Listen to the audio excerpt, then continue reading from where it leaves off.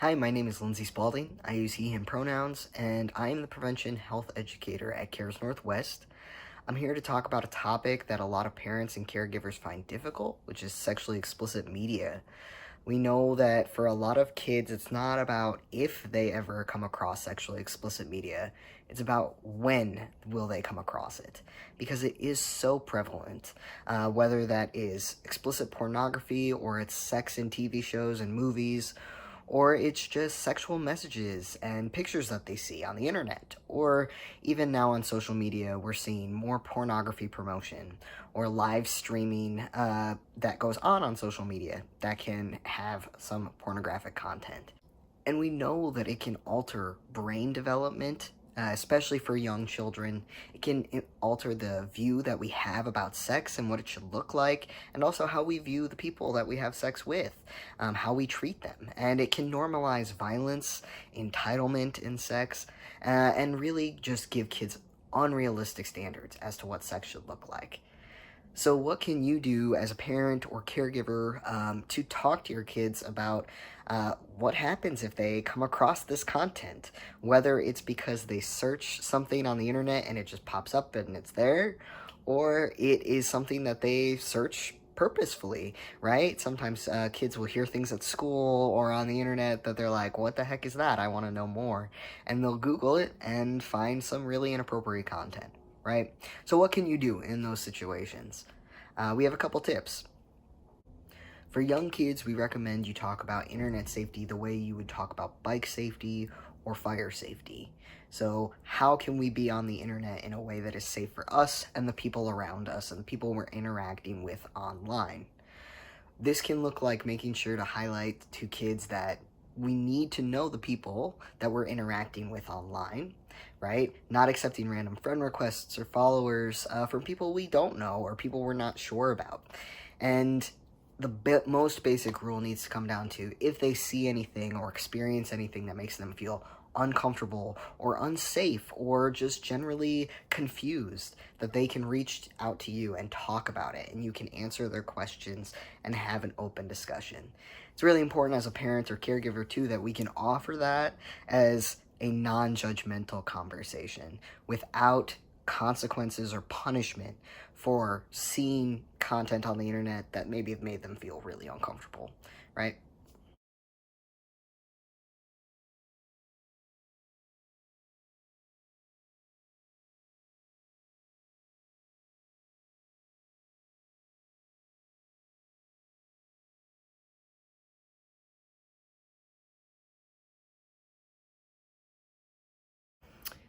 When kids start getting into preteen and teenage years, that's when we want to have a more in-depth discussion with them about sexually explicit media, particularly pornography. And one big message that you can give as a parent or caregiver is to really say pornography is not real, right?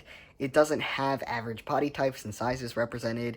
It often doesn't even show consent, which we know is such an important thing for youth to learn about. And it really doesn't talk about compassion or hearing and listening to the desires and wants and needs of your partner or partners, right? Let alone talking about protection around pregnancy and STIs. That's often completely left out of the pornography conversation, right?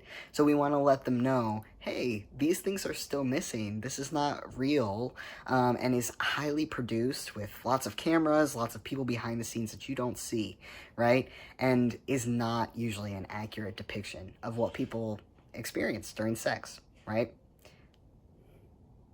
Another tip that you can give those teens in your life is to let them know your values around pornography. So first ask yourself the question, is it ever okay to see sexually explicit media or content, whether that's in books or TV shows or movies? What is your boundary around it? And what are you comfortable with and what you're not?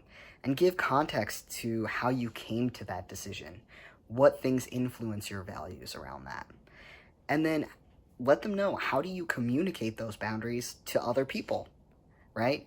When you're able to explain to them what your position is and how you hold those boundaries, you're really role modeling for them how they can do the same thing for themselves, really hold those boundaries around what they're willing to look at, what they're not, and when, what is the context for this, right?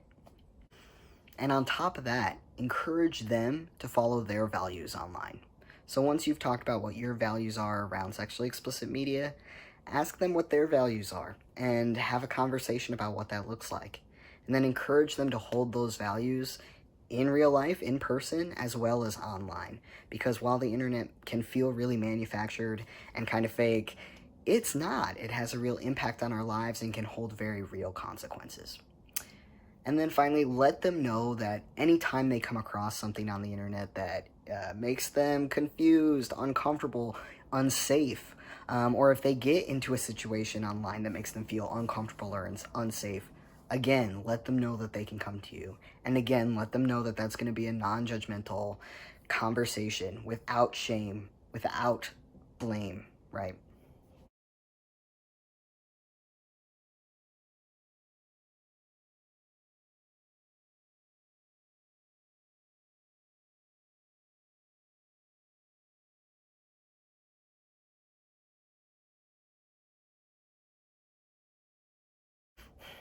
Our last note to you is that remember, your child will have to navigate this world that has free and easily accessible sexually explicit media, including pornography.